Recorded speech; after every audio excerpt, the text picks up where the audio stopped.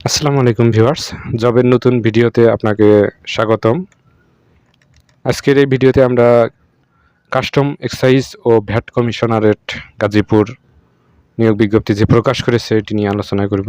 কাজে ভিডিওটি স্কিপ না করে শেষ পর্যন্ত দেখলে আপনারা সঠিকভাবে সার্কুলার সম্বন্ধে জানতে পারবেন, এসএমএস করতে পারবেন এবং অ্যাপ্লাই করতে পারবেন।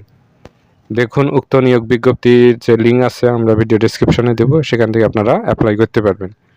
পদের সংখ্যা হচ্ছে উচ্চমান সহকারী পদের নাম এবং পদের সংখ্যা হচ্ছে ৩ জন।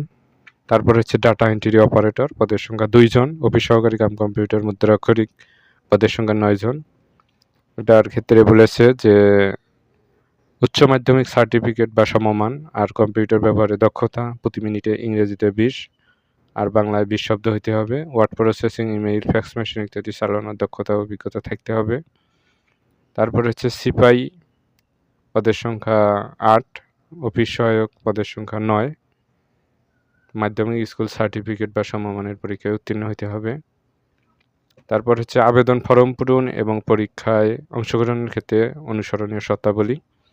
1/5/2026 খ্রিস্টাব্দ তারিখে প্রার্থীর বয়সসীমা হচ্ছে 18 থেকে 32 বছরের মধ্যে হতে হবে। মানে বয়স। আর হচ্ছে প্রার্থীকে অবশ্যই গাজীপুর জেলার স্থায়ী বাসিন্দা হতে হবে। অন্যান্য জেলার প্রার্থী আবেদন করতে পারবে কিনা?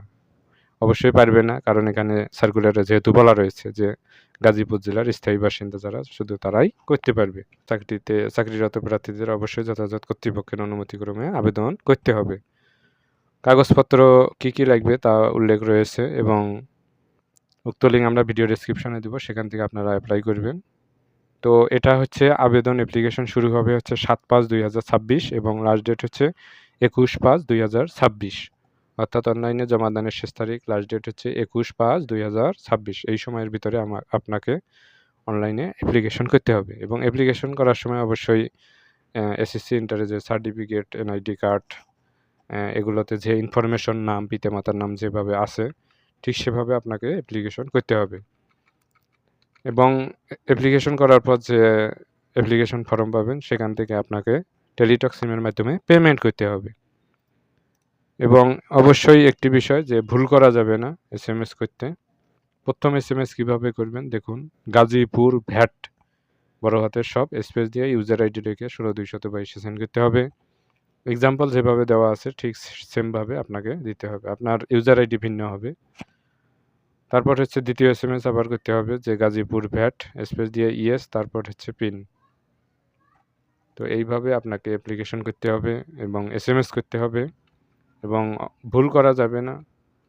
ভুল করলে পরবর্তীতে দেখা যাবে আপনার এসএমএস আসবে না বা আপনি পরীক্ষা দিতে পারবেন না।